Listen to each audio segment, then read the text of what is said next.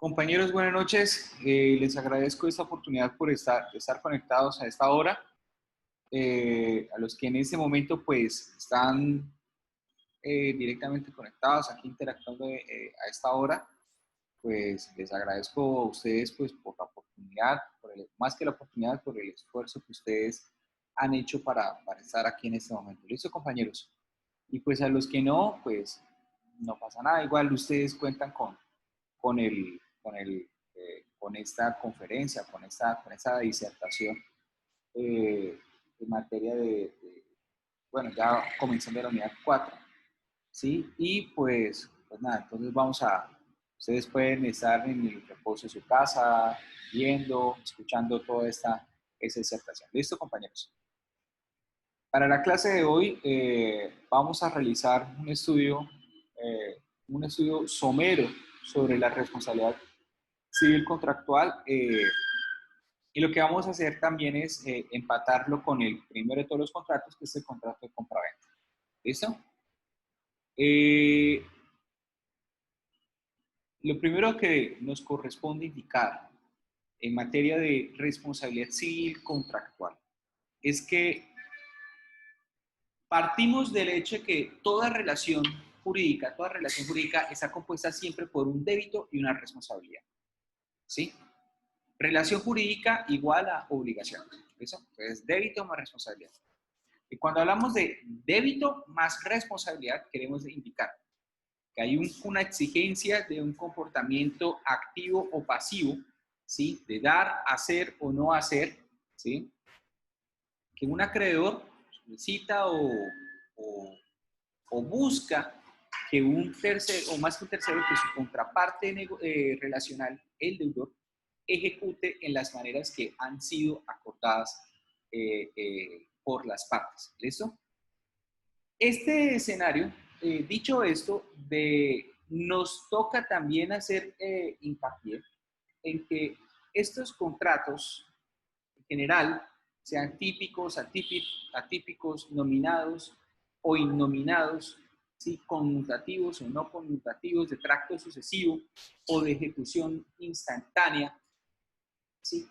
Cualquiera que sea la clase de contrato, exige o presupone siempre el origen de una obligación. De acuerdo con el Código Civil, artículo 1494, el contrato es una ley entre las es una de las fuentes de las obligaciones. Y como fuente de las obligaciones, es este escenario el que me indica cómo es que debe ser ese comportamiento del deudor en perspectiva de la satisfacción patrimonial que el acreedor requiere puntualmente para el caso en concreto. ¿Ok? En el escenario de lo ideal, pues digamos, necesitamos siempre que nosotros, o sea, siempre conseguimos el cumplimiento como regla general, ¿sí? Un mundo ideal, con muchos arcoíris, con muchos hipopótamos rosados, hipopótamos voladores rosados con impermeables amarillos, ¿sí? Por ejemplo. Pero entonces, siempre creemos que el cumplimiento de la obligación es ese escenario a priorístico, al cual pues nosotros se supone que deberíamos arribar, pero no es así. Y no es así porque toda relación humana parte del hecho de que pues el hombre es cambiante, y cuando digo hombre no digo hombre, hombra, mujer o mujero, etcétera, y todas esas cosas de lenguaje discursivo, del lenguaje inclusivo y sino hablo es del ser humano propiamente. Entonces nosotros partimos del hecho de que el ser humano es una persona que pues en medio de sus, que justamente por sus imperfecciones, que justamente por sus deficiencias, también pues origina relaciones jurídicas que son tendentes de una u otra manera al incumplimiento, al fracaso prestacional. ¿Listo? ¿Por qué? Porque realmente nosotros estamos pensando es en nuestro propio beneficio, pero no en el beneficio ajeno.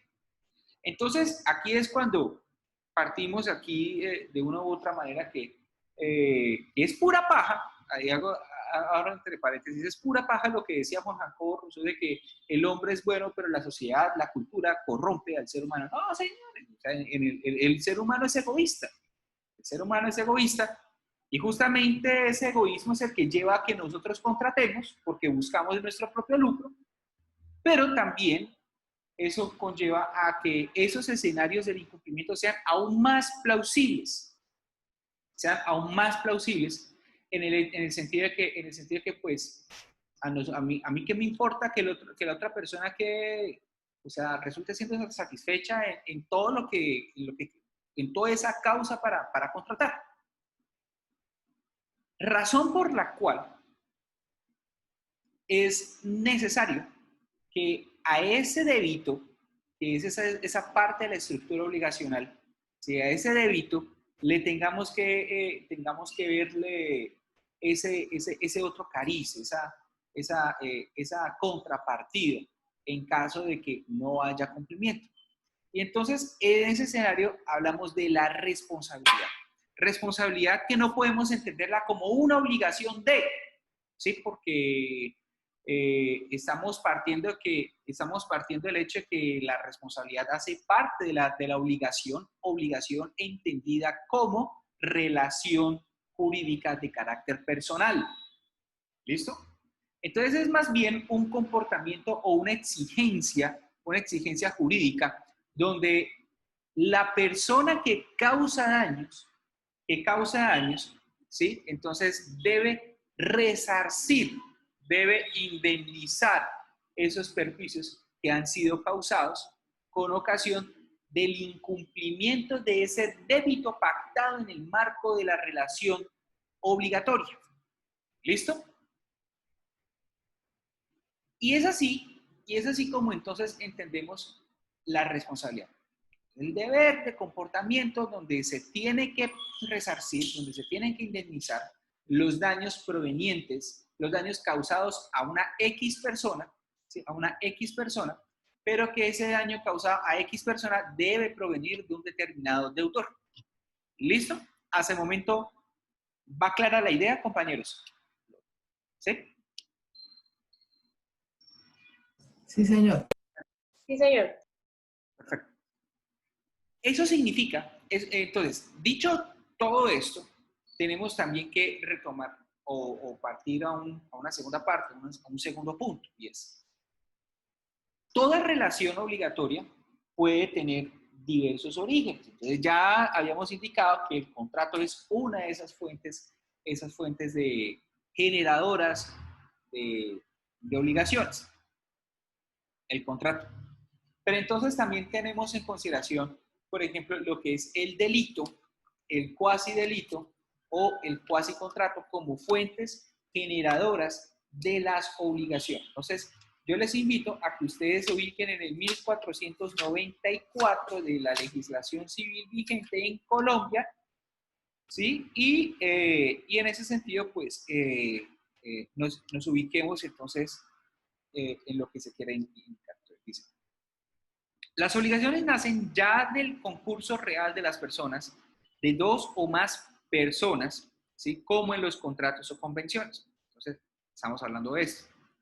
Ya de un hecho voluntario de la persona que se obliga, como en la aceptación de la herencia o legado y en todos los cuasi contratos. ¿Listo? En todos los cuasi contratos. Ya a consecuencia de un hecho que ha inferido injuria o daño a otra persona, como en los delitos ya por disposición de la ley entre los padres y los hijos de familia. ¿Listo? Entonces, dicho eso, entonces partimos de esa idea. Partimos de esa idea. Entonces, en el mundo jurídico, las relaciones obligatorias pueden tener ese origen en los siguientes aspectos. Entonces, decimos, en el delito, en el cuasi delito, en el cuasi contrato, en el contrato y en la ley. ¿Listo? Cuando estamos hablando de circunstancias que pues, no hablamos prácticamente del contrato, del cuasi contrato, pues entonces vamos a hablar, por ejemplo, puntualmente del delito, del cuasi delito. ¿Listo? Que entonces tiene que ser el comportamiento doloso y del comportamiento culposo de una persona frente a otra con el propósito de causar un daño. ¿Listo? Delito, cuasi delito, así definidos. ¿Listo? Entonces, en ese sentido, no decimos que hay obligaciones que nacen a la vía jurídica cuando entonces partimos, cuando se quiebran o se quebrantan unos deberes generales de comportamiento. Unos deberes generales de comportamiento que pues se pueden resumir, de acuerdo con el profesor Fernández Nestroza, en lo que se denomina como el neminem lader. ¿Listo? En lo que se denomina ese neminem lader. ¿Qué significa ese neminem lader? Es no hacer daño a nadie, sustentado en el digesto 1.1.10. ¿Listo? Es un texto histórico romano que pues fue ley en el derecho, en el Imperio Bizantino, y que pues también tuvo su fuerza vinculante por medio de esos escritos, de esa jurisprudencia que pues proferían los jurisconsultos en el derecho romano. Ese neminem bladere que conlleva o que se traduce en esos deberes generales de abstención, ¿sí? No tienen por qué ser contratados.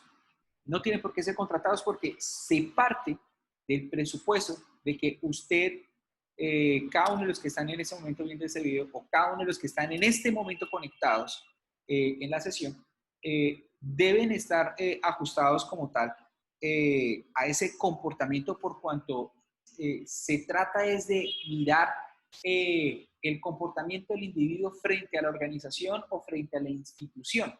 O en otras palabras, ¿cómo es el comportamiento frente a la sociedad mío en comparación a la sociedad? Mi comportamiento puede afectar a terceros, ¿sí? Entonces, con esos terceros yo no tengo por qué pactar, venga, yo me voy a comportar como una buena persona. No, maestro. Para eso se supone que usted debe tener unos X parámetros de comportamiento recto y probo, ¿cierto? No así en el contrato. En el contrato hay unas determinadas prestaciones puntuales que las partes pactan, ¿sí? En consideración de las diferentes vicisitudes que pues son canalizadas por el principio de autonomía privada y pues que conllevan a que las partes sean quienes establezcan la extensión total de esa obligación que debe ser satisfecha por el deudor a favor del acreedor. ¿Ok? Hasta aquí ¿me copian? Hasta aquí Señor. Perfecto. Este régimen entonces, esta responsabilidad da lugar a una responsabilidad civil contractual, cuando estamos hablando de que estamos quebrantando obligaciones pactadas en el contrato, ¿sí? Obligaciones pactadas en el contrato. Y entonces, espera un momentito.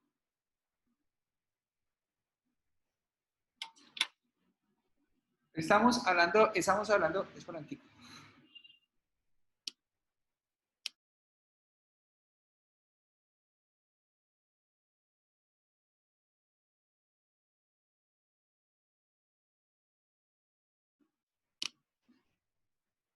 Dicho entonces eso, entonces decimos, cuando estamos hablando de un escenario de la responsabilidad civil contractual, ¿listo? Entonces miremos, hay una obligación, ¿listo? Y esa obligación ha sido incumplida por el deudor. La pregunta mía es la siguiente, y yo creo que a estas alturas de la vida debería ser muy fácil concluir por ustedes la respuesta. Y la pregunta es la siguiente. ¿Cuál creen ustedes que es el fundamento de esa responsabilidad civil contractual? ¿Qué origina el que yo deba indemnizar, ¿sí? A X deudor por el incumplimiento de esa obligación? ¿Dónde se origina esa obligación? Los escucho.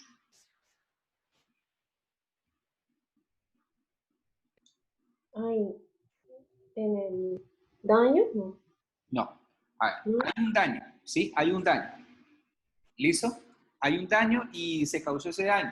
Pero entonces estamos hablando de una responsabilidad civil contractual. ¿Cuál es el fundamento o por qué se tiene que pagar ese daño? ¿Qué es lo que yo estoy violentando cuando estoy hablando de esa responsabilidad civil contractual?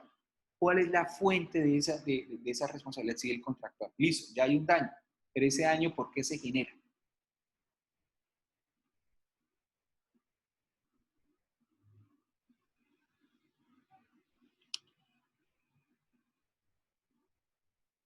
Xiomara, Profesor, pues estaba Crea- se viendo genera por un lo incumplimiento. del menoscabo patrimonial de la otra persona, ¿no? Eso sí, no hay tiene, un sí. menoscabo patrimonial de esa persona, pero entonces, por ejemplo, a la pregunta que voy es, ¿qué me podría indicar que esta responsabilidad es contractual y no es extracontractual, por ejemplo?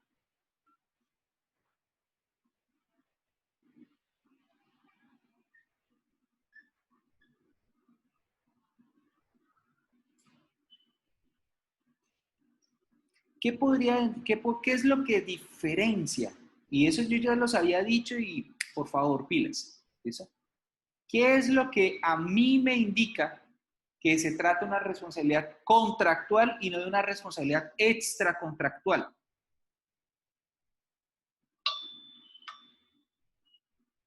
Porque es del acuerdo de voluntades, o sea, porque está dentro del acuerdo de voluntades de las dos personas, no. Ok, y ese acuerdo de voluntades, ¿cómo se llama? Contrato, no. Claro, claro. Entonces, lo que a mí me permite decir que o sea, que la responsabilidad civil contractual se debe, ¿sí? Se debe asumir. ¿Mm? Entonces, es con ocasión de que hay un contrato. Y eso es lo que a mí me permite diferenciar de la responsabilidad civil extracontractual. Por eso yo a ustedes les decía, yo no tengo por qué pactar esos deberes generales de abstención. En otras palabras, y con un ejemplo, yo no tengo por qué pactar con el señor que va en la calle que no me atropelle, ¿sí? O yo no tengo por qué pactar con el dueño de aquí de Harris, ¿sí? Porque yo estoy aquí en la oficina, yo no tengo por qué pactar con el dueño de Harris que va a cuidar muy bien la fachada del inmueble, ¿sí? Donde está ubicado Harris, porque si no, entonces, si a mí me cae una teja y me parte la cabeza, entonces no solamente échenle café, sino que me tiene que pagar una indemnización. Yo no tengo por qué pactar eso, ¿o sí?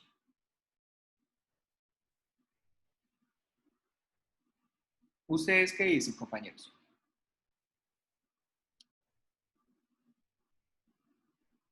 Sí, Señores, de acuerdo y entendido, totalmente. O sea, bueno, ¿por no, qué voy a pactar algo que no? exacto. Pero entonces, ¿por qué yo no necesito pactar eso? Porque se tratan de unas cuestiones que se dan por sentado en la sociedad, ¿sí? Que sea es con ocasión de ese comportamiento o de ese vivir en sociedad, ¿listo? Y ese vivir en sociedad es lo que a mí me permite decir, señores, no haga daño a otra persona de X o de Y manera. ¿Listo? Mientras que si estamos hablando del régimen de responsabilidad contractual, nosotros debemos decir, el daño se genera en el contexto de una relación jurídica específica que se llama contratos, el contrato. ¿Listo? Y es allí en ese contrato que hay una obligación que es la que a mí me incumplen. Y como a mí me incumplen, entonces y eso sí, siempre y cuando haya daño, ¿sí? Siempre y cuando haya daño, pues entonces hay que pagar esa indemnización. ¿Listo?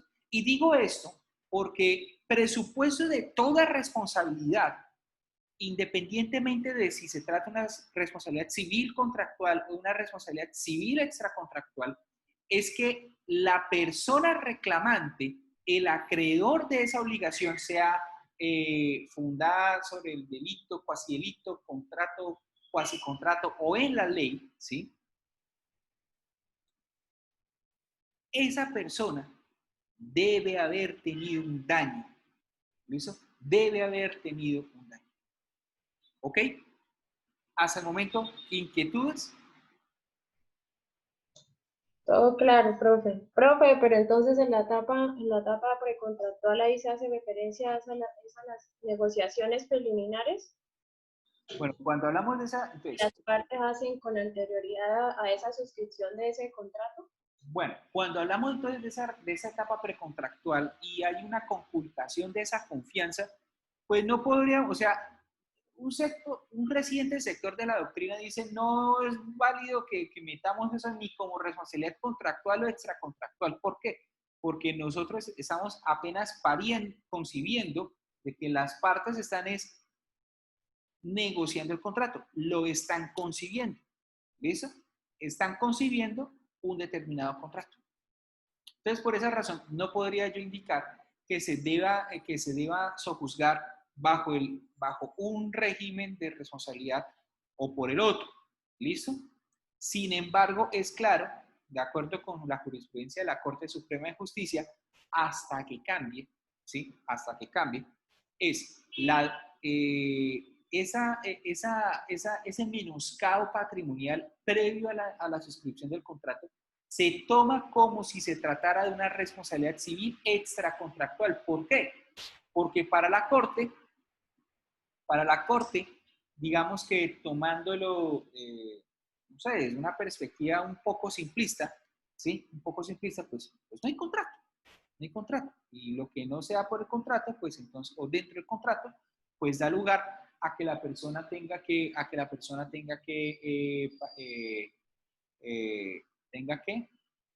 tenga que indemnizar como si fuera un daño extracontractual. ¿Ok? Ahora, vamos a pasar a hacer ese análisis de los elementos de la responsabilidad. Entonces, allí vamos a hacer un poquitico, una explicación un poco más profunda de por qué no, o sea, por qué incluso para mí no sería tratado eso como si fuera un daño a nivel extracontractual o contractual. ¿Ok? Entonces, toda responsabilidad parte del daño, la existencia de un daño. Ese daño debe ser cierto, debe ser actual, ¿sí? No puede ser un daño virtual de que, ay, si a mí me hubieran causado ese daño, si a mí no me hubieran causado este otro daño, etcétera, etcétera, etcétera. No, aquí el tema es el daño debe haberse concretado en el patrimonio de la persona. ¿Listo? Entonces, ese menoscabo patrimonial, que en últimas es definido así creo que por el profesor Javier Tamayo Jaramillo. Entonces él dice, ese menoscabo patrimonial, ¿sí? Que se ha ocasionado al deudor de manera injustificada, debe ser cierto y debe ser actual. ¿Listo? Y digo que debe ser cierto, listo, no puede haber sido un daño que enteramente hipotético, ¿sí? Y debe ser actual en el sentido de que pues, la persona todavía siga sufriendo las consecuencias de esa situación. De manera que si ha sido conjurada la situación, pues no habría lugar a exigir una responsabilidad contractual o extracontractual, ¿sí? Ya que ha sido resarcido el tema de la responsabilidad, el tema del daño causado. ¿Listo? Y hago paréntesis aquí en este caso y digo el tema de la responsabilidad civil contractual o extracontractual no es una situación donde el derecho pretenda hacer más rico al acreedor, ¿sí? O hacer menos rico al deudor, ¿sí? Aquí no es un tema de venga y yo es como meterme a la lotería. No, no es realmente así. El tema de la responsabilidad civil, contractual o extracontractual, está o se perfila en el sentido de que yo debo reequilibrar la balanza de la relación jurídica, ¿sí? En el sentido de que por un determinado comportamiento, yo he sufrido unas determinadas consecuencias y básicamente, o sea, imaginemos la figura, o sea, tengo una tronera, ¿sí? Un hueco grandísimo mi patrimonio y yo debo es no hacer que en mi patrimonio haya una montaña tipo Tío Rico, no, o sea, la idea es venga y tapemos ese hueco. ¿Listo? Venga y tapemos ese hueco. ¿Listo? Entonces, ese es algo que pues digo eso y que pues de una u otra manera inspira la institución del seguro como contrato, del contrato de seguro. Y el seguro no es para hacerse ricos, no, o sea, el seguro es realmente una figura contractual de carácter mutual y donde lo que se pretende es resarcir, no hacer más rico a la persona que está siendo beneficiada por el contenido del contrato, sea directamente el tomador, el mismo beneficiario, o que sea un tercero ese beneficiario.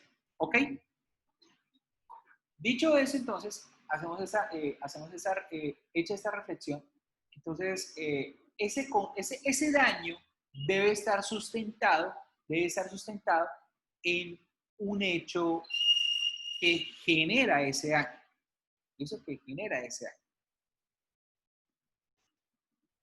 Y cuando digo esto, entonces partimos del hecho de que, o más que partimos del hecho es, aquí está el factor diferenciador de las responsabilidades. ¿Listo? 19 Entonces, horas. mientras que por un lado está la responsabilidad civil contractual que se sustenta en que había una obligación prevista en un contrato, ¿sí? En el caso de la responsabilidad civil contractual, el hecho generador del daño es el comportamiento poco diligente, negligente, imprudente, la impericia, ¿sí? La violación de determinado reglamento o de una determinada ley que regula una actividad como tal, que es la lex artis. Esas circunstancias son las que dan origen o que se constituyen como hecho de esa responsabilidad civil extracontractual. Como a nosotros nos interesa la responsabilidad contractual, entonces debemos indicar que ese hecho, el hecho generador del daño, debe ser siempre el incumplimiento de una obligación prevista, ¿sí?, en un contrato válidamente celebrado, y ese incumplimiento debe provenir del deudor. ¿Listo? Entonces, hasta aquí todo está muy claro. ¿Listo, compañeros? ¿O tienen algunas inquietudes? Sí, sí. De esta manera, entonces, bueno, antes de continuar, entonces, todo claro, o sea, claro con lo que quiero indicar frente a ese hecho constitutivo o generador de ese daño que debe ser resarcido. Vuelvo y repito. Cuando estamos hablando de esa responsabilidad civil contractual, el hecho que origina ese daño va a ser siempre el incumplimiento que el deudor hace o en el que incurre ese deudor respecto de una obligación que está prevista en un contrato que es válidamente celebrado. ¿Listo? Vamos a desmenuzar. Primero, incumplimiento. ¿Qué es el incumplimiento? Es la antítesis del cumplimiento. ¿Qué es el cumplimiento? Entonces, si ustedes quieren mirar en qué consiste el cumplimiento, nosotros nos tenemos que remitir al artículo 1626 del Código Civil. El artículo 1626, ustedes dicen, profesor, pero es que aquí hablan del pago. Y dice, sí, pero no, pero es que aquí es dinero. No, ojo, ¿listo? Cuando hablamos entonces del pago, queremos indicar pago igual a cumplimiento. ¿Listo? Y cuando decimos entonces, cuando el 1626 nos dice en qué consiste, pues nos queda mucho más claro en qué consiste o la antítesis, en qué es lo que no consiste ese incumplimiento. ¿Listo? ¿En qué consiste el cumplimiento? Pago efectivo es la prestación de lo que se debe. Más claro no puede ser. Pago efectivo es la prestación de lo que se debe. ¿Perfecto? Entonces, si yo debía entregar unas 500 toneladas de maíz pira en el puerto de Salvación debían ser cargados o bajo ciertas condiciones de refrigeración, y esas cosas están pactadas en el contrato como obligación mía, y voy y entrego eso, por demás que listo, va eso, esas 500 toneladas de maíz pira, ¿sí? Para Puerto de Salvación, y que deben ser entregadas el 30 de diciembre de 2020, ¿sí? Listo, yo llego allá el 30 de diciembre de 2020, pero si yo no llevo esas determinadas, ese bien allá a Puerto de Salvación para que salga rumbo al puerto de Cherbourg, en Francia, ¿sí? Para que sea comercializado por allá, ¿listo? Se pierde la mercancía. La pregunta a mí es, ¿yo cumplí? La respuesta es no. ¿Por qué? Porque en el contrato me dice, maestro, usted debe tener unos determinados comportamientos, ¿sí? Unos determinados comportamientos frente a esos bienes. Y si usted es comerciante, debe saber de que ese maíz debe tener o debe contar con unas óptimas condiciones de refrigeración o de cuidado para que el hongo no se la coma, ni nada, absolutamente nada. Pues, ¿para qué? Para que la mercancía no se pierda. ¿Listo? Y ese incumplimiento, entonces, ese incumplimiento que es todo lo contrario al cumplimiento o todo lo contrario al pago, que es la prestación de lo que se debe, ¿sí? Ese incumplimiento puede darse de tres maneras. En primer lugar, el incumplimiento podrá ser un incumplimiento puro y simple. ¿Listo?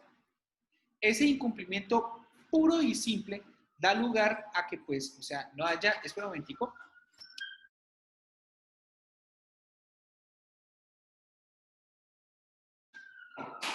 Listo, ahora sí. Ese incumplimiento puro y simple es el que da lugar a que, o sea, es la completa nada negociada, la completa nada en perspectiva de satisfacer ese interés del acreedor, perdón. ¿Listo? O sea, el tipo no hizo nada, no hizo un reverendo carajo, ¿ok? Segunda manera de dar ese incumplimiento, de darse ese incumplimiento. Segunda manera, el cumplimiento moroso. ¿Listo? Cuando digo cumplimiento moroso, ¿a qué hago referencia? ¿A qué hago referencia? A que, listo, yo le entrego a usted la cosa, pero no en los términos, existiendo la figura de la mora. ¿Qué es la mora? El retraso frente a un plazo o una condición que ha sido sentada para que la obligación pues se haga exigible. ¿Listo? Esa es la mora. Perdón, profe, en esa parte del incumplimiento moroso se entrega la cosa, pero existiendo un retraso, es decir, la figura de la mora, ¿sí? Sí, pues hay un retraso, exactamente.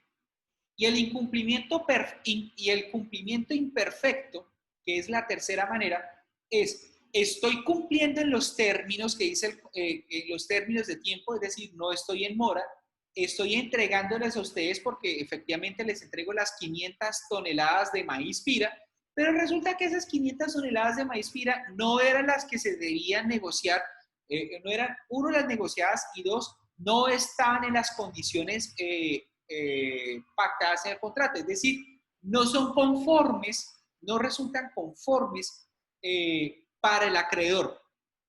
¿Listo? No resultan siendo conformes para el acreedor. ¿Listo? No resultan siendo conformes para el acreedor. Ese incumplimiento del deudor, ese incumplimiento debe provenir de quién, señores. Siempre debe provenir es de mi contraparte. ¿Quién es mi contraparte? El deudor. ¿Listo? Y decimos deudor en principio y no colocamos rótulos en el marco de esos contratos. Porque es que en determinados contratos, pues, decimos, la parte compradora es deudora del vendedor frente a determinados comportamientos obligatorios. O el vendedor tiene unos determinados comportamientos obligatorios a favor de ¿quién? Del comprador. ¿Listo? Entonces no digo que debe ser del comprador, del vendedor, sino más bien del acreedor y del deudor. ¿Listo? Entonces vamos a hacer una pequeña pausa. Vamos a hacer una pequeña pausa. Una pequeña pausa de comerciales. Voy a parar en ese momento la grabación.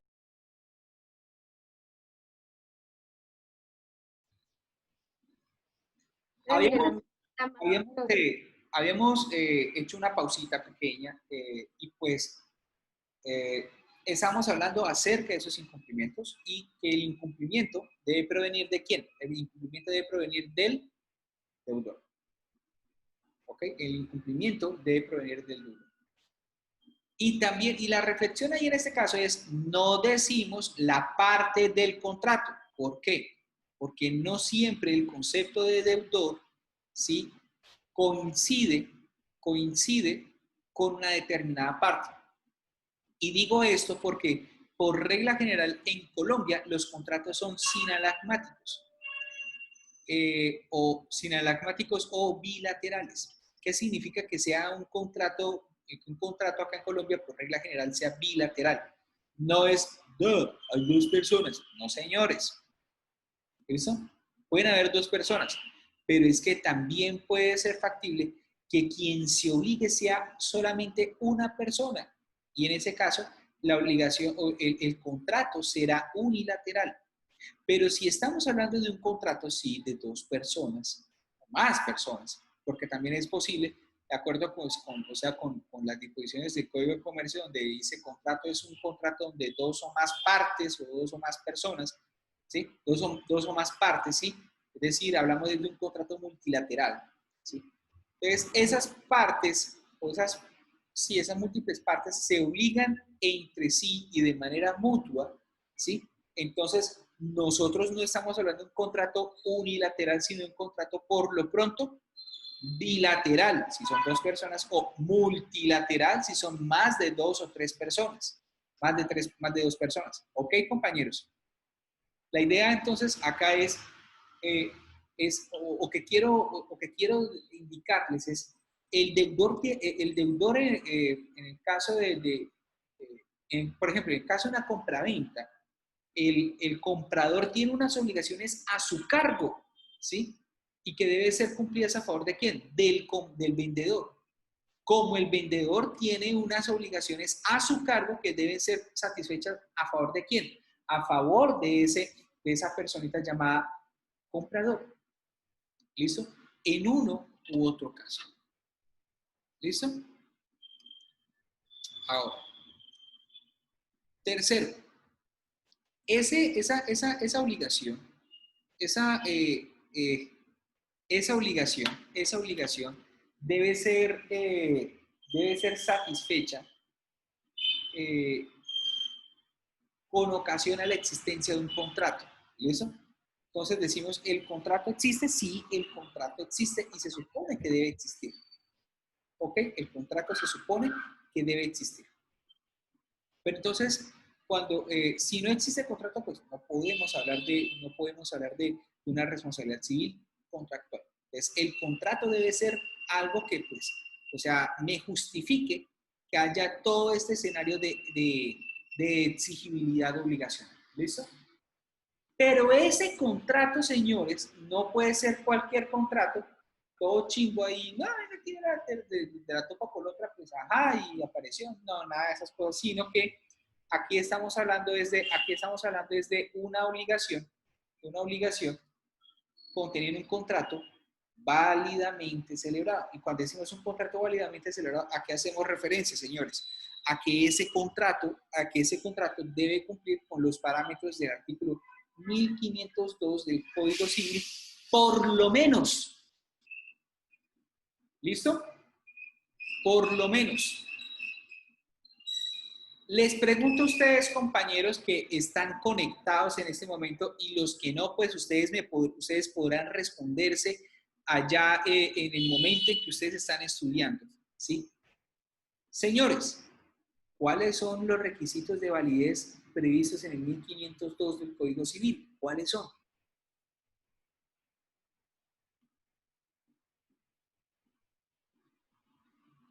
¿Aló? Hola, profe.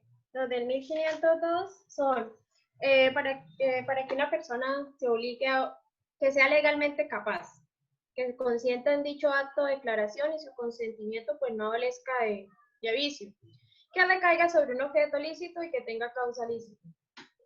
Listo. Pues esos son los cuatro. Capacidad, consentimiento, ¿sí? Consentimiento exento de vicio, causa lícita y objeto lícito. ¿Listo? Y digo que por lo menos esos dos porque es que puede ser, perdón, puede ser que estemos hablando de un contrato que en principio cumple con esos parámetros, pero también puede ser factible que ese contrato a priorísticamente válido pues resulte con alguna ineficacia de las que nosotros ya vimos en la unidad pasada, perdón, en la unidad antepasada. ¿Listo? Es decir, que haya alguna ineficacia a pleno derecho, que sea inoponible a esos terceros o que adolezca de alguna lesión enorme y que pues por lo mismo y tanto conlleve a que el negocio pues, deba desaparecer. ¿Listo, compañeros? No voy a ahondar mucho en ese tema de que el contrato sea válidamente celebrado, porque ya nosotros hemos visto en nuestra unidad segunda cómo son esos parámetros para el cumplimiento de esas disposiciones. ¿Listo? Entonces, en conclusión, el hecho generador del daño en materia de responsabilidad civil contractual es que haya un incumplimiento que puede provenir de que debe provenir del deudor y que ese incumplimiento consista o afecte una obligación contenida en un contrato válidamente celebrado. ¿Listo? Ahora, el tema es, a ese contrato, perdón, a esa responsabilidad contractual se le debe sumar algo llamado el nexo causal.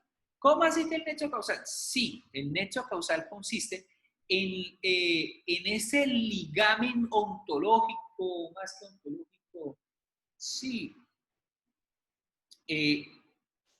ese ligamen lógico-ontológico que me permite indicar, este hecho fue lo que me conllevó, ¿sí? Me conllevó a este daño. Entonces, sería un vínculo un vínculo ontológico, lógico y hasta fenomenológico, porque lo que nosotros estamos tratando de establecer es la causa de ese contrato, la causa de ese daño. ¿Listo? ¿Qué causó ese daño? Entonces ahí es cuando la jurisprudencia de la Corte Suprema de Justicia entra a tratar diferentes posturas para acreditar que ese daño sí se ha causado. Entonces decimos que hay teorías, por ejemplo, teorías como la de la equivalencia de condiciones o la teoría de la causa adecuada, de la causalidad adecuada. Entonces, en ese caso, pues entonces son las que se tienen que aplicar acá en el derecho, el derecho colombiano a una determinada situación. ¿Listo? Causalidad adecuada y teoría de la equivalencia de las condiciones y causa eficiente, entre otras modalidades de causalidad, ¿sí? Que son las que ustedes deberían estudiar un poco más allá en sus ratos libres en casa. ¿Listo, compañeros? ¿Hasta el momento de inquietudes? No, señor. Listo. Ahora, en materia de Entonces, en ese momento, cuando hay causa lícita, por ejemplo, eso que acabo de decir usted, cuando, por ejemplo, envían el camión ese que usted dijo de maíz y por ahí, no sé, va un trancón y se demora, el contrato está, por ejemplo, para entregar mañana y no lo alcanza a entregar, ¿eso es lo que usted acaba de decir? Bueno, no. Y ojo, gracias por el ejemplo. Pero bueno, me repite la pregunta para entonces tratar de... Bueno, por ejemplo, cuando mandan un viaje de maíz, dice que llega mañana, pero hay un accidente y hay un trancón, o sea, no alcanza a llegar mañana, sino 3 días después, ahí que... Bueno, No, pues eso no es un incumplimiento imperfecto, ¿no? pues digamos, habría incumplimiento, bueno, ¿Cierto? digamos, más que imperfecto, no, habría un incumplimiento moroso. Hay Ah, mora, sí, hay un retraso. La pregunta mía es, ¿ese incumplimiento por qué se genera? Por un resulta que accidente, por un accidente, Un porque accidente. Y sí, resulta que el incumplimiento debe provenir del deudor, es decir, del comportamiento malintencionado o contrario del deudor. Entonces, ahí en ese caso es cuando necesariamente tenemos que indicar, y vamos a este otro lado, y es que en responsabilidad tanto civil contractual como civil extracontractual, hay causas que me permiten exonerar el pago de esos perjuicios. ¿Listo? Hay causas, o sea, hay daños, sí, o sea, pero lo cierto es que no todos los daños se cancelan, no todos los daños se pagan, no todos. ¿Por qué? Porque puede haber una causa extraña o puede haber una ausencia de culpa, ¿sí? ¿Listo? Uno u otro caso, ¿vale? Entonces, listo. entonces cuando decimos, y bueno, y eso también teniendo en consideración, bueno, la clase de obligación que nosotros estamos teniendo en concreto. Por ejemplo, decimos, hablamos de responsabilidad civil contractual de una obligación de medios. Cuando hablamos de obligación de medios, señores, estamos indicando la persona no se obliga a un resultado en concreto, no se obliga a un resultado en específico, sino que por las circunstancias como tal que gobierna la obligación, que gobierna la prestación, entonces nosotros estamos indicando, señores, yo debo prestar mi máxima diligencia, ¿para qué? Para que ese resultado se dé. ¿Listo? ¿Estoy prometiendo un resultado? La respuesta es no. ¿Yo a qué me estoy obligando entonces? A una máxima diligencia, a un máximo cuidado, entre otras cosas. Ustedes dicen, por ejemplo, profesor, muestren las obligaciones de medios. Bueno, miren la obligación de un médico. La pregunta mía es, ¿el médico a qué se obliga? ¿El médico se obliga a curar a Diego? ¿Sí o no? Diego, ¿usted qué dice? Claro, No, claro que sí. no. El médico lo que hace es obligarse a a una atenderlo. máxima diligencia frente al tratamiento que usted se le va a administrar. ¿Sí? Él lo que va a decir es, voy a ser supremamente diligente, supremamente cuidadoso, porque para tratar de que usted se recupere. ¿Listo? Él de ninguna manera se obliga a que usted se cure. ¿Por qué? Porque es que su cuerpo es totalmente diferente del mío. Es algo incierto. Pero el médico sí podrá tomar decisiones basadas en su experticia, basado en su conocimiento, basado en ese cuidado que él debe tener. Otra obligación de medio, nosotros los abogados. ¿Listo? Cuando ustedes me contratan, por ejemplo, ¿yo a qué me obligo? ¿Me obligo a ganar el caso? ¿Yo me obligo a ganar el caso? A intentar resolver el caso. A intentar obtener una sentencia favorable. Pero ese intentar implica, Lucas Grande Jiménez debe utilizar la máxima diligencia y el máximo cuidado. ¿Listo? ¿Listo? Ahora, hay un profesor, ese concepto es traído de la jurisprudencia francesa acá en Colombia, pues, o sea, aquí básicamente lo tomó o se aplica en Colombia por jurisprudencia de la Corte Suprema de Justicia. ¿Listo? El punto es, hay un profesor, que es el profesor Javier Tamayo Jaramillo, y él dice, a pesar de que haya esas obligaciones de medios, con todo, sería factible afirmar de que haya un resultado mínimo. ¿Listo? Hay un resultado mínimo. ¿Cuál sería ese resultado mínimo? Que esta persona hiciera lo que se supone que tendría que haber hecho, ¿sí? Para que ese resultado pues haya llegado a buen término o que no haya llegado a buen término, pero pues hizo lo que tenía que hacer. ¿Listo? Entonces, por ejemplo, ustedes me contratan a mí para que yo los defienda a ustedes en marco de ustedes que son demandados. La pregunta mía es, ¿qué esperan ustedes que yo haga frente a ustedes? ¿Listo? ¿Cuál sería en este caso el mínimo resultado? Por lo menos que yo conteste la demanda. ¿Listo? Si yo no contesto la demanda, a partir de ahí vamos fregados. ¿Listo? Entonces, a ese concepto del mínimo resultado es el que apela, el que quiere decir el profesor Jaime Alberto, porque siempre digo Jaime Alberto, no, es Javier Tamayo Jaramillo. Ese es el que quiere indicar el profesor Tamayo Jaramillo. ¿Listo? Posición respetable, si es respetable, pues yo la tomo en consideración, para aumentar como tal esos parámetros de exigencia, no solo en el ejercicio profesional, sino pues para toda circunstancia pues relacional. Pero para otros profesores no resulta siendo tan respetable sin que venga, o sea, como que desnaturaliza un poco el tema de la obligación de medios. ¿Listo? Ahora bien, esa obligación, entonces, al lado de esa obligación de medios hay la obligación de resultados. ¿Listo? Esa obligación de resultados, ¿en qué consiste? Consiste en que el deudor debe realizar un determinado comportamiento del cual lógica, ontológicamente, existencialmente se supone que debe tener un determinado resultado. Punto. O sea, ¿listo? Ahora, obligación de resultado. Por ejemplo, yo me comprometo con ustedes a entregarle una casa. ¿Listo? ¿El resultado qué es? Que yo les entregue a ustedes la casa. Que ustedes tengan la casa en su patrimonio. Punto. ¿Listo?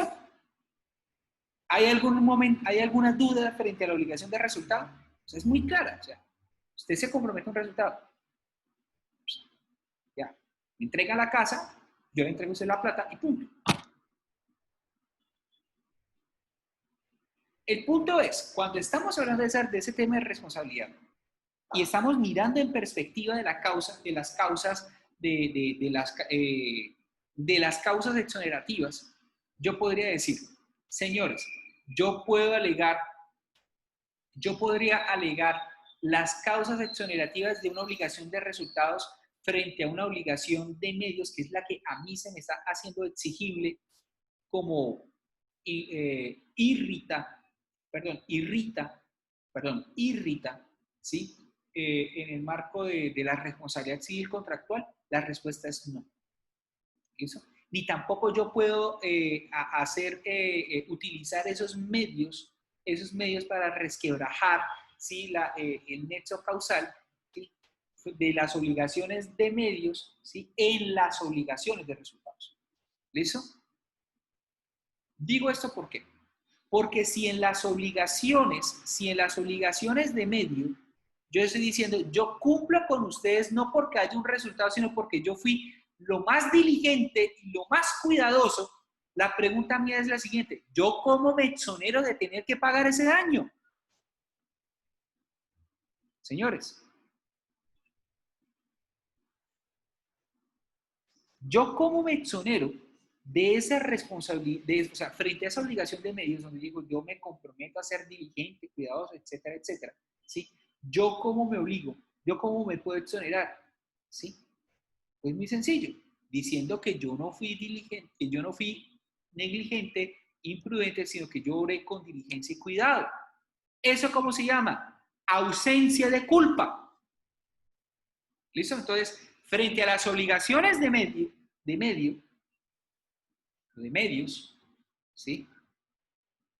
La causa exonerativa es la ausencia de culpa. ¿Listo?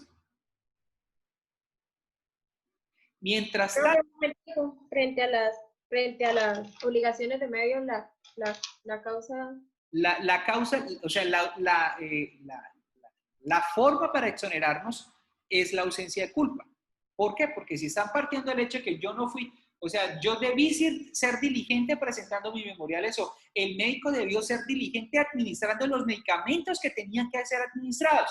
La pregunta mía es, ¿él cómo se exonera? Diciendo, no, yo a él sí le administré eso, o no, puede ser, yo no le administré ese medicamento, pero yo sí le administré uno que resultó siendo mucho más eficaz para el caso concreto. ¿Listo? Sí, señor. ¿Eso cómo se denomina? Ausencia de culpa. Ausencia de culpa. Ahora bien, cuando estamos hablando de las obligaciones de resultados, ya es otro mundo. ¿Listo?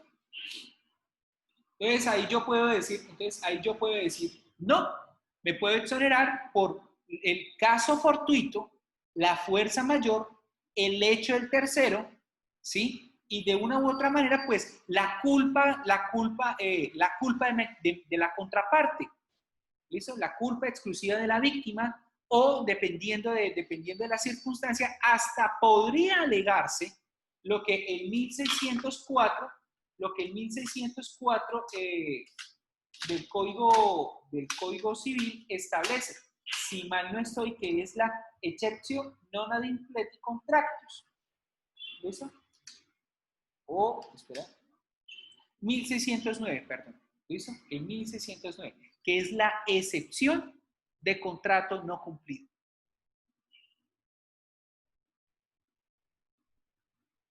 ¿Listo? Aun cuando realmente yo podría, o sea, mirando lo que dice la norma, el 1609 se aplica tanto para todo contrato bilateral, sea que implique una obligación de medios o de resultados. ¿Listo? Pero entonces, eso por un momento.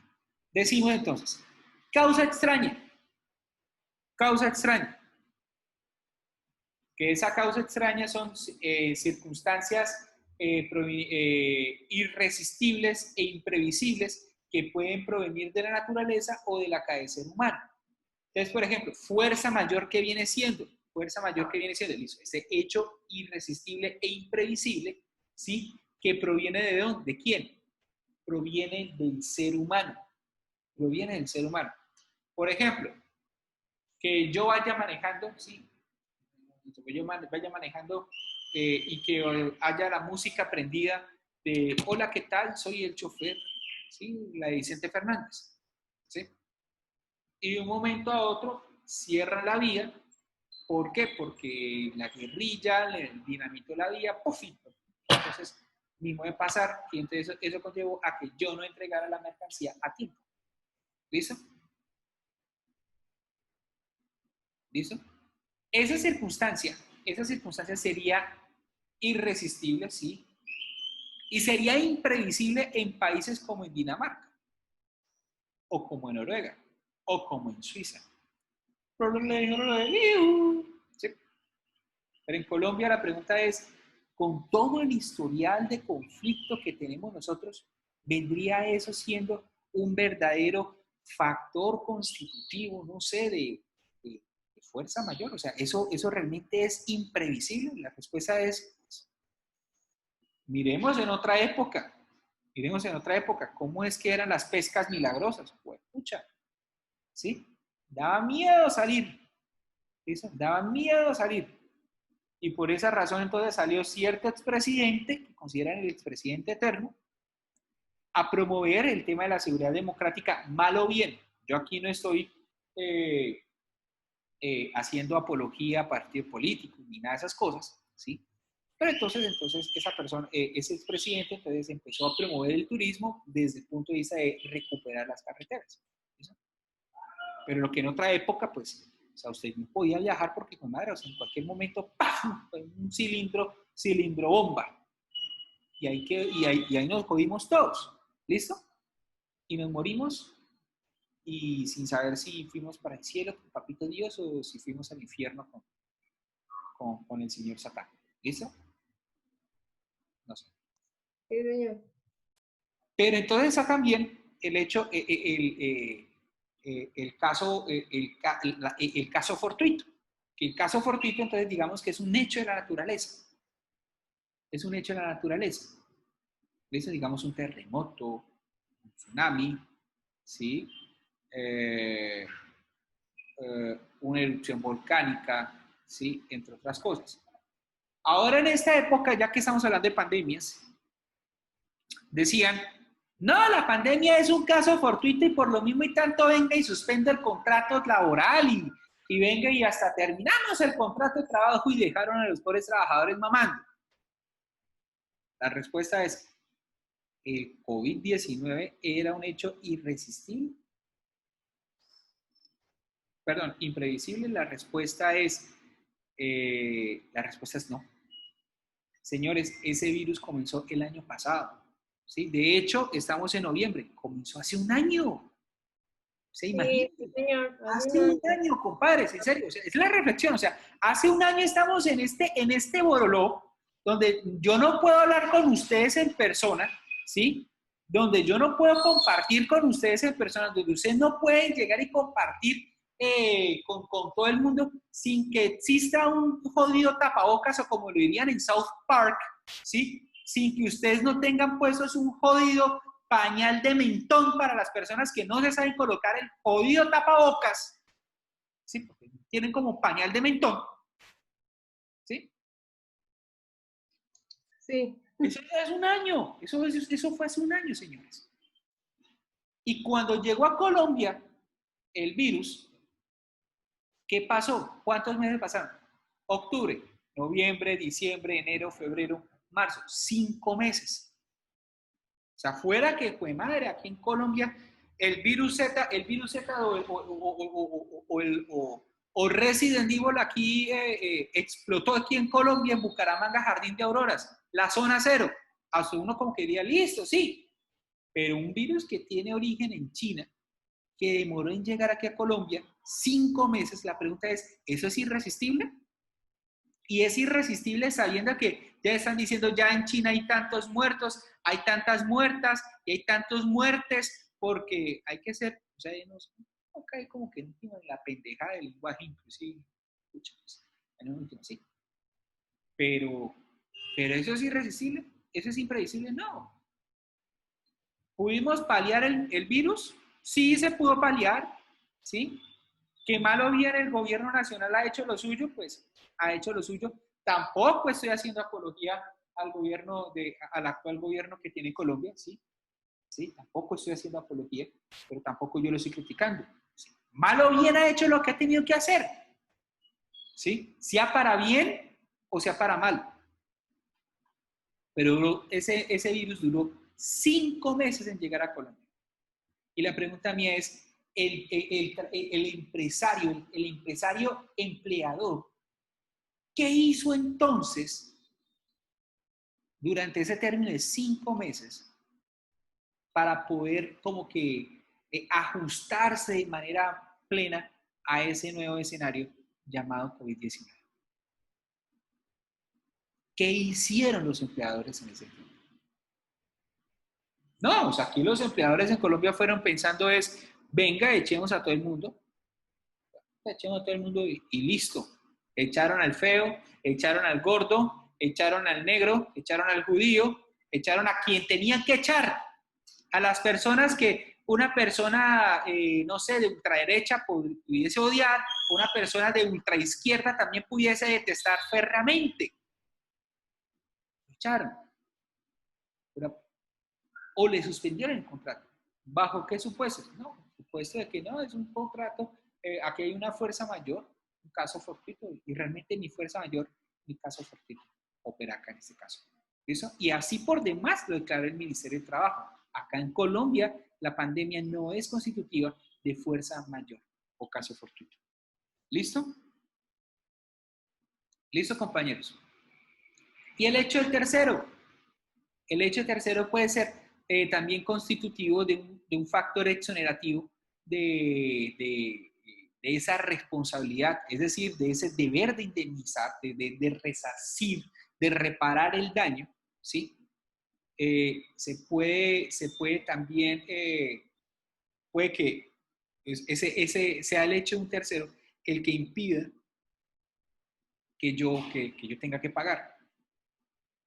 El hecho del tercero, pues yo creo que se explica muy fácilmente, es el comportamiento que un tercero ajeno a la relación jurídica haya afectado y haya sido el que origine el daño que pues el acreedor en materia de responsabilidad es el que tiene que, es el que está sufriendo y que no resulta siendo imputable al deudor. ¿Listo, compañeros? Sí, señor. ¿Hasta el momento hay preguntas? Me da pena, pero sí, yo sí tengo frente, es que no me confundí ahí cuando, frente a obligaciones de medios, ¿sí? Ahí en ese caso, esto es la ausencia de la culpa. Sí. Pero entonces, por decir algo, es que ahí yo anoté mal, de pronto dice, yo no fui diligente, ejemplo, en el caso del médico, o fui diligente porque hice otra cosa. Bueno. Es que ahí me confundí, qué pena. Bueno, el tema del médico es, ¿él fue diligente, sí o no? Punto. ¿Cómo se mide la diligencia? ¿Cómo se mide la diligencia del médico? Tratando de procurar el mayor bienestar del paciente. ¿Sí? ¿Cómo lo procura? Pues administrándole los medicamentos más adecuados para el procedimiento médico en concreto. ¿Cierto? ¿Cierto? Sí, señor. Entonces, si el médico no le administra el tratamiento médico que debe administrar, entonces de entrada decimos, pues madre, aquí hay una, bueno, dice Livia, acetaminofén y diclofenaco. Típico de toda EPS acá en Colombia. ¿Sí? Si ese médico no le administra las dosis que tiene que administrar, ¿sí? Del medicamento que tiene que administrarse para el caso en concreto, la pregunta mía es, aquí opera, ahí opera en algún momento ese factor excluyente de la responsabilidad. La respuesta es no. La respuesta es no. ¿Por qué? Porque estamos aquí, porque estamos poniendo que en este caso el médico no fue diligente. Pero si por procurar el mayor bienestar no le administro este medicamento, pero sí le administro este otro que es mucho mejor o que puede resultar siendo, pues ahí en ese caso digo, no, aquí hay ausencia de culpa. Yo antes fui muy buena gente, yo antes fui muy cuidadoso, etcétera, etcétera, etcétera. ¿Listo? Entendido. Sí, señor. ¿Listo? ¿Alguna otra inquietud?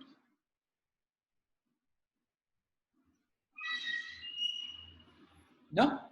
Bueno, vamos aquí a hacer una última parada, un último stop antes de que se cumplan las 8 de la noche, ¿sí? Y entonces vamos a descansar un poquitico, porque también el tema es que a esta hora, pues ustedes estarán cansados, yo estaré también cansado, y entonces retomamos en menos de 5 minutos. ¿Listo, compañeros? Mientras que yo tomo agua porque estoy aquí. Sí, señor. ¿Listo? Y entonces, ustedes me dirán si arrancamos de una vez o bueno, listo, pero entonces voy a dejar a sacar la grabación y entonces retomamos.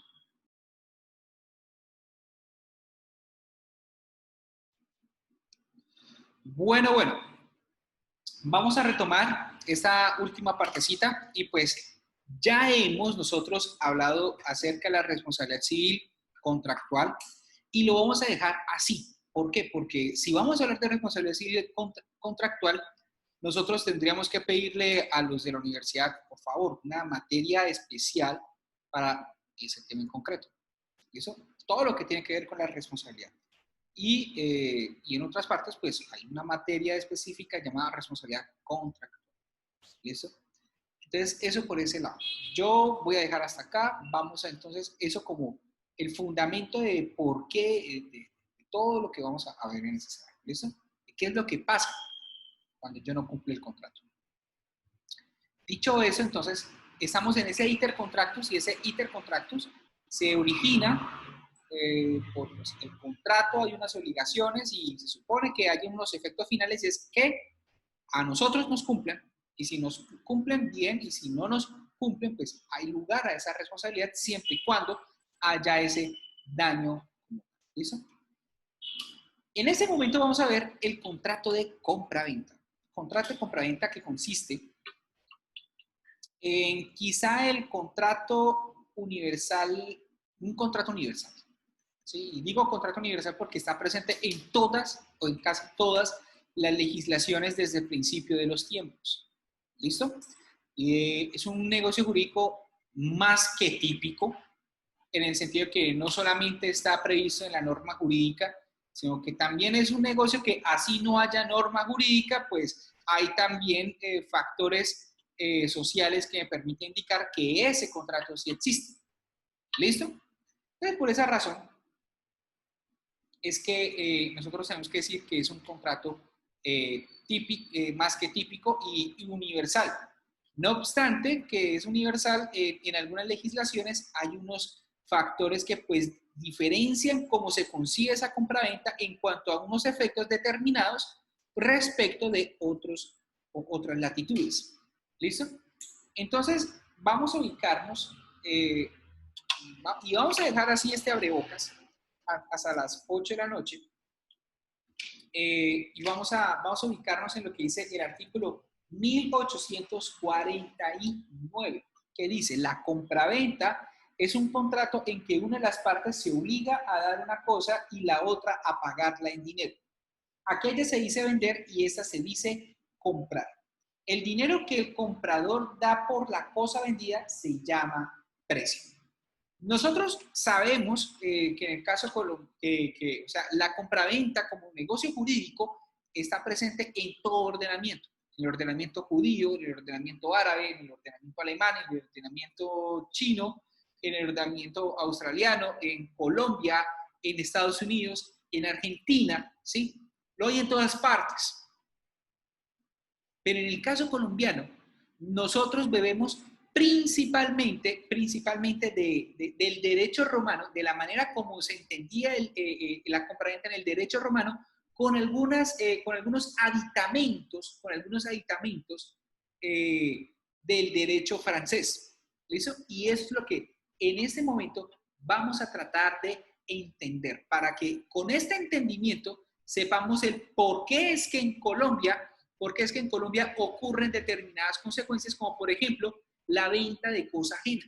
Eso que en otros países está prohibida, sí está prohibida, pero que en Colombia está prohibida, no está prohibida. ¿Listo? Les decimos, en el derecho colombiano bebemos de, primer lugar, la compraventa romana y dos, de la compraventa con efectos reales traídas del derecho francés. Paréntesis, para yo poder explicar todo lo concerniente a la compraventa, estoy fundándome en el libro La compraventa del profesor Jorge Oviedo Alba. Entonces, para que ustedes lo tengan más que presente. ¿Ok? Que ustedes, los que están en ese momento viendo, conectados en el marco de la clase, están viendo toda esta temática, pues entonces ustedes ubiquen el libro en los espacios habilitados por la universidad para el efecto. ¿Listo? Entonces, la compraventa romana. ¿Esa compraventa romana qué implicaba o en qué consistía? Pues, en primer lugar, la compraventa romana no ha sido siempre la misma compraventa,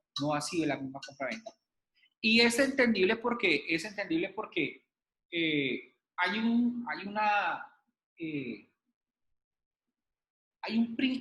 una frase que pues retoma un jurisconsulto o un profesor francés, Christian Laroumet, cuando él dice ubi societa, ubi jus, para poder explicar que allí donde hay derecho, pues allí hay sociedad y así sucesivamente y sucesivamente. ¿Listo? Para entender el carácter o querer indicar el carácter dinámico del derecho. ¿Listo? El derecho va evolucionando paso a paso. El punto es, compañeros, que cuando miramos en el caso de la compraventa romana, partimos de una compraventa de un negocio jurídico que debe ser mirado según las etapas del derecho romano. ¿Listo? En un principio, y pues ese derecho romano que va acompasado según las épocas históricas de la civilización romana. ¿Listo? Es decir, la monarquía, la república y el imperio, entendido pues en el principado y el dominado. ¿Listo?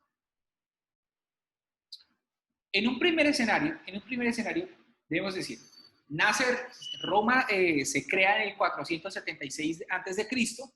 y pues entonces con ello se instaura un sistema monárquico donde el primer rey fue Rómulo después de matar sin querer queriendo a Remo, y entonces esta personita llega y dice, no, pues vamos aquí a mandar, etcétera, etcétera, hasta que en un determinado momento, según la tradición romana, Rómulo salió a formar las tropas en el campo de Marte cuando fue arrebatado místicamente por los dioses y se los llevaron al cielo. Y de esa manera entonces Rómulo se convirtió en Dios y el Dios Quirino. ¿Listo? En ese momento cuando nace la sociedad romana, la sociedad estaba dividida entre patricios, plebeyos y esclavos. ¿Listo? Patricios, plebeyos y esclavos. Entonces ahí es cuando, y los plebeyos eran minoría, de manera que entonces eran más los patricios los que allí mandaban, y entonces entre patricios se aplicaba algo llamado el jus civile, que es el mismo derecho civil. No es el derecho civil como nosotros lo entendemos, sino es el derecho aplicado para los patricios y por los patricios. ¿Ok? Es el derecho que resulta siendo aplicable para ellos. ¿Listo? Teniendo en cuenta que, pues, como ellos son los padres fundadores de Roma, entonces ellos pueden celebrar cierta clase de contratos, y ellos son los que pueden acceder a ciertas dignidades, a ciertos cargos públicos en virtud del jus honorum, y pues que por su posición social, pues no podían ejercer otra clase de contratos, ¿sí? O cierta clase de actividades, entre ellas el comercio. ¿Qué es lo que pasaba? Para la transferencia de los bienes, en el derecho romano, habían unas formas bastante tradicionales o fuertes, ¿sí? Que pues hacía que pues, o sea, casi que fuera todo muy místico, muy ritual, muy formulario, ¿sí? Y donde pues justamente pues como es el derecho que tiene, que está en cabeza de los patricios, pues esas formas estaban dominadas por el pontífice, que de ahí porque entonces al papa se le dice el sumo pontífice, ¿sí? Pontífice, y que pues tenía el control de todo ese control, el control de las fórmulas legales, ¿sí? Solamente él las dominaba. Entonces esa personita era testigo, o las partes atestiguaban o acudían a formas como la mancipatio y la injure cessio, por citar algunas. Y entonces se las voy a escribir aquí por el chat para que ustedes sepan. La mancipatio se escribe así, o la que se pronuncia mancipatio, y la injure cessio. ¿Listo? Entonces la mancipatio y la injure cessio eran esas dos fórmulas, esas eran las dos fórmulas que se aplicaban muchísimo en el derecho romano y que eran propias de esa primera etapa de la sociedad romana, donde pues, o sea, para la venta de una tierra, por ejemplo, simulaban alguna transferencia de algún bastón, de aquí, pan, y yo le hizo mancipates, mancipatio, o entre otras circunstancias más. ¿Listo? Era así. Si fallaba en la pronunciación de esas, o se equivocaba en la pronunciación de alguna de esas fórmulas, no había contrato. Como lo mismo se puede decir, si se fallaba en alguna de las fórmulas del juicio, se perdía el juicio, porque no se decían las cosas como tenían que decirse. ¿Listo? Y eso era aplicable también en el mundo de los contratos. Sin embargo, Sin embargo, eso era un método muy vetusto, muy más que pomposo, como que muy, no sé, muy lento y exclusivo y no era aplicable para todo el mundo. Y lo cierto es que también ustedes deben tener que, históricamente, Roma no se quedó siendo esa aldeíta ubicada en las 7 colinas al lado, bañadas por el río Tíber, sino que se fue extendiendo. Y como se fue extendiendo, entonces, una de dos cosas, o hacía la guerra, o entraba en contacto con otros pueblos a través del comercio. Y entonces el comercio fue creciendo. Entonces ahí fue cuando la clase plebeya se fue consolidando y donde fue cada vez más factible y cada vez más común que personas hicieran el comercio y que fueran cada vez más los plebeyos que los patricios. ¿Listo? Situación que se hizo más patente aún, cuando en ese contexto, en el contexto histórico, ya no hablamos de la monarquía, sino de la república. ¿Listo? Donde entramos en contacto con otras poblaciones, comerciamos, etcétera, o las dominábamos. ¿Listo? Las dominábamos. A punta de conquista, a punta de la guerra. Bueno. Digo esto entonces porque con el comercio, entonces algo característico de los comerciantes es que todo comerciante pues busca hacer las cosas lo más rápido posible. ¿Para qué? Pues para ganar plata más rápido. La pregunta mía es, ¿un comerciante aplicaría para el procedimiento per fórmulas? ¿Para la mancipatio o para la injurización? La pregunta es, la respuesta es no. ¿Por qué? Uno, él no podía aplicar por factor subjetivo. Él era un plebeyo. ¿Sí? Esas fórmulas eran exclusivas de los patricios. Y dos, porque esas fórmulas se demoraban mucho tiempo. Y el comerciante necesita es ganar plata a lo que marca, con todo respeto por la expresión, necesita es ganar plata. ¿Para qué? Pues para qué. Para ser más rico, más famoso y para tener sus casas, para darse sus gustos. La vida es así. Siempre ha sido así. Que en ese momento Sempronio, el comerciante, ya no quiere, quiere evolucionar para entonces estar viviendo en la isla de Caprico, cual fuera, o sea, como si fuera un cónsul, como si fuera un emperador. Por cierto, hay un emperador que vivía en la isla Caprico. Es Tiberio. ¿Listo? El punto es como esos procedimientos del derecho civil fueron tan, pero tan lentos, entonces dio lugar a otra clase de contratos que pues fueron sojuzgados y que fueron tratados en el escenario del derecho honorario, del derecho honorario que era aplicado por los pretores peregrinos principalmente. ¿Listo? Que tenían sus asientos por fuera de Roma principalmente. ¿Listo? Que tenían sus sedes constituidas en Roma, porque los que eran los pretores peregrinos, que eran otra clase de jueces, ellos aplicaban justicia en Roma y en una determinada circunscripción cercana a Roma. ¿Listo? Entonces, esos pretores peregrinos aplicaban lo que era el derecho honorario y es en ese escenario del derecho honorario que pues motivado por la actividad comercial de los plebeyos, empiezan a confeccionarse ciertos y determinados contratos, como que son los denominados contratos ex fide bona. Entonces se los explico nuevamente. Contratos ex fide bona.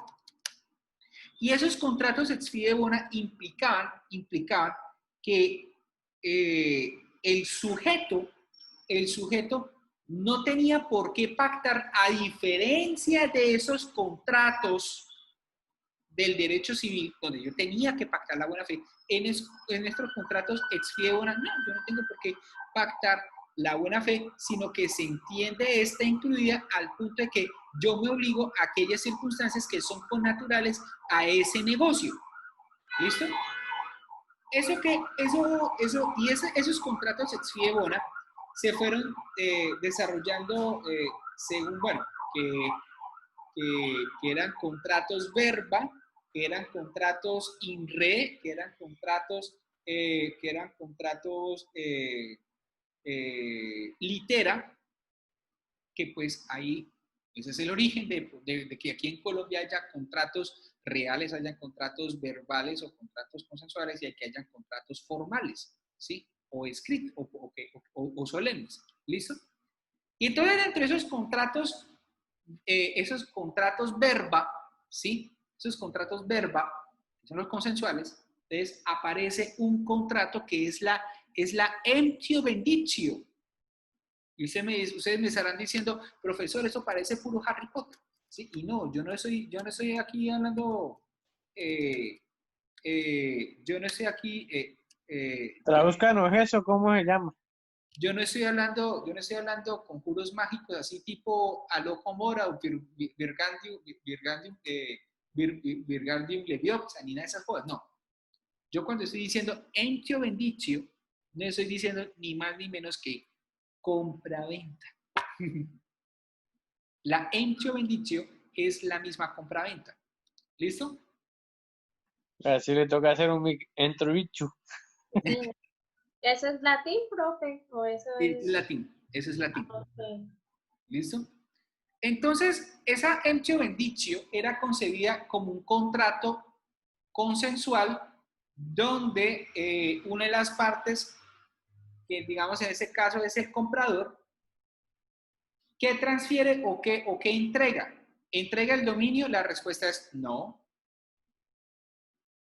Sino que entrega la posesión a favor del comprador, entrega la posesión sobre un X bien, un X y determinado bien, y garantiza que este comprador va a asumir una posesión quieta, pública y pacífica, y se obliga a que si esa persona resulta siendo perturbada en esa posesión, pues entonces este comprador, este vendedor, lo que va a hacer es salir a responder por ese contrato, por esa persona, por esa posesión.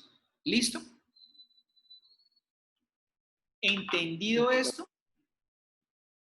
Sí, señor, dicho bichu. Sí, señor. Listo.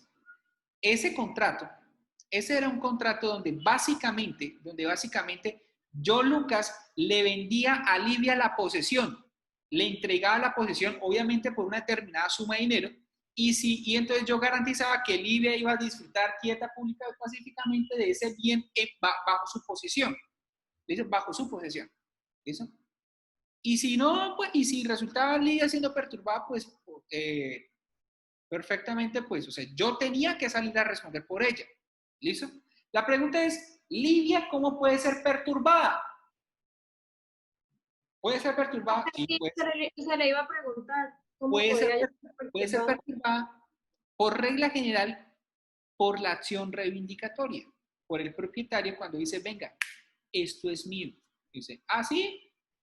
No, pero si yo compré la posesión. Venga, Lucas, responda por mí. Entonces, ahí es cuando salgo yo a decirle, venga, no, es que usted a mí me vendió, etcétera, etcétera. Y ahí es cuando salen todos los problemas. ¿Listo? Sí, señor. Y ese contrato implicaba eso. Era entregar como tal entregar la posesión pacífica, de manera que si yo, vendedor, incumplía, había una acción derivada de ese contrato que era que según el caso, según quien ejerce esa acción, se puede denominar la acción del comprador o la acción del vendedor, la actio entio o la actio venditio. ¿Listo? Entonces se la voy a escribir por acá.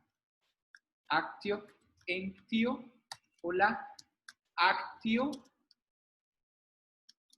venditio. ¿Listo?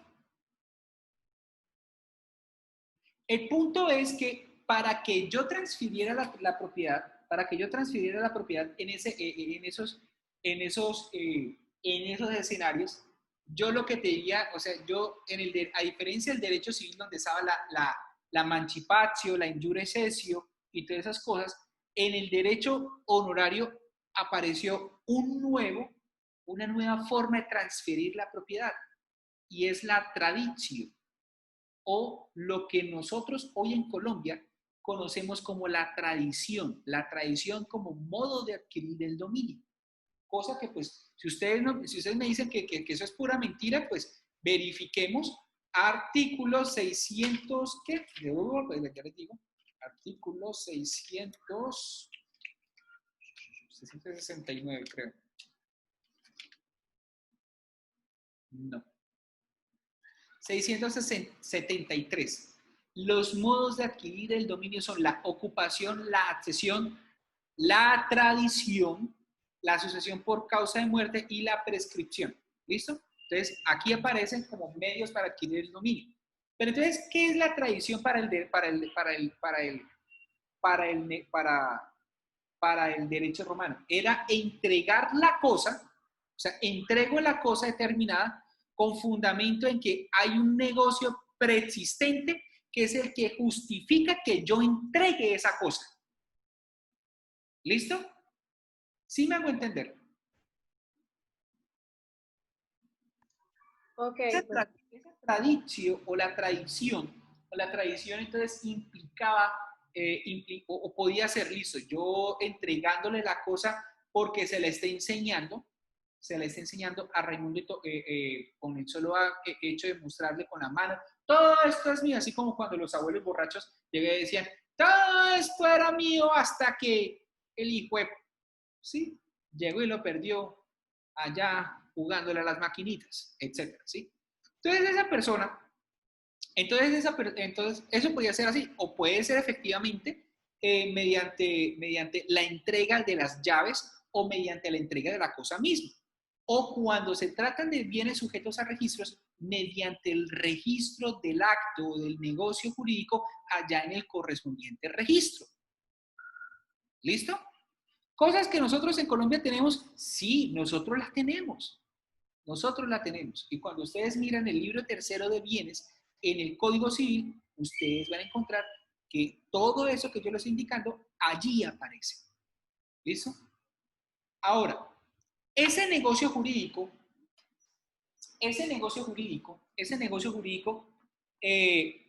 que requería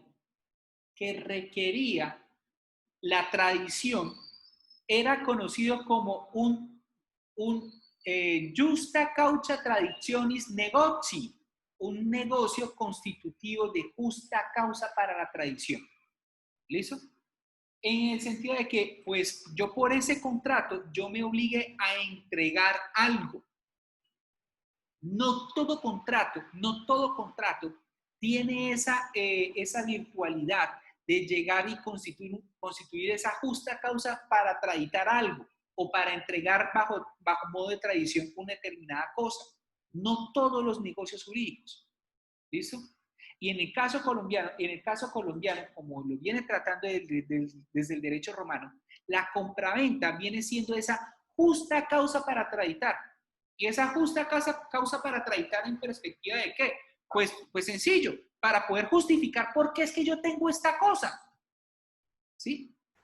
Y entonces la pregunta es, ¿yo por qué tengo que justificar que yo tengo esta cosa en virtud de ese contrato? Por la sencilla razón de que yo en el derecho romano lo que estoy vendiendo es la posesión, no el dominio. Y si yo estoy vendiéndole la tradición, lo que yo estoy vendiéndole la posesión, entonces yo debo justificar por qué tengo esa posesión. Y entonces ahí es cuando aparece en el derecho colombiano otro artículo, y es el siguiente, artículo 765 del Código Civil, y es el justo título, ojo, vuelve y otra vez aparece, el justo título. ¿A cuál justo título aparece? A este justa causa traditionis. ¿Listo? Entonces dice, el justo título es constitutivo o traslaticio de dominio. Entonces vamos a mirar el inciso tercero del 765. Dice, son traslaticios del dominio los que por su naturaleza sirven para transferirlo, como lo es la compra-venta, ojo, la compra-venta, la permuta, la donación entre vivos. ¿Listo? Entonces, tanto, o sea, en Colombia tomamos esa reminiscencia del derecho romano y decimos, señores, aquí o sea, no, para que haya tradición, no cualquier contrato puede servir para poder llegar y justificar que yo sea propietario de, o que según el 165 yo pueda justificar una posesión.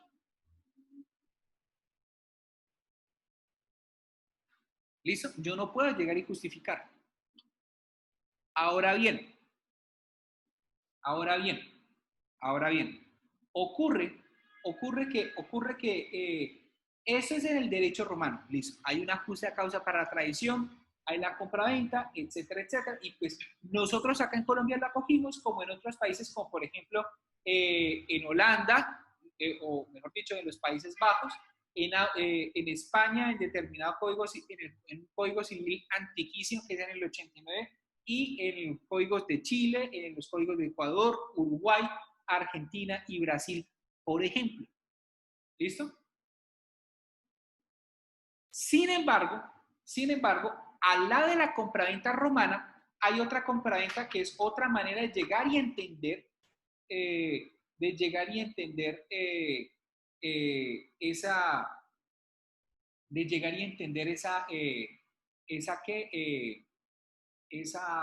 esa perspectiva colombiana, y es la compraventa con efectos reales. Y cuando yo quiero indicar que la compraventa tiene esos efectos reales, yo lo que estoy diciendo, en el contrato colombiano, perdón, en el contrato de compraventa, yo lo que estoy entregando es, uno, el derecho de dominio, ¿sí? El derecho de dominio sobre un determinado bien, mueble o inmueble. ¿Listo? El asunto es que el contrato mismo es tanto el justo título como el modo para poder entregar o para poder justificar yo soy propietario de este determinado bien. ¿Listo? Y esa es